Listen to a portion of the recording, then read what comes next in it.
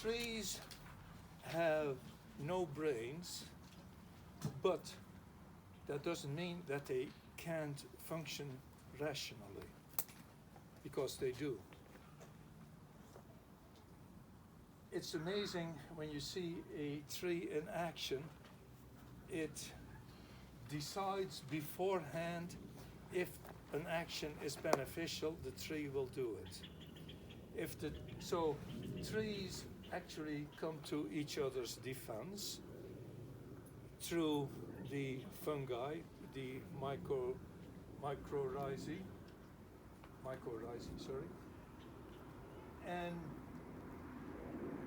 so trees take care of themselves and the other trees around, strictly based on self-interest. So we could learn a lot just from how to cooperate, regardless of whether you like or dislike your partner, doesn't matter. If it's in their interest, they'll do it. So that's what we're seeing more and more. And we know that trees can live for a long time. Some live over 100 years, even fruit trees.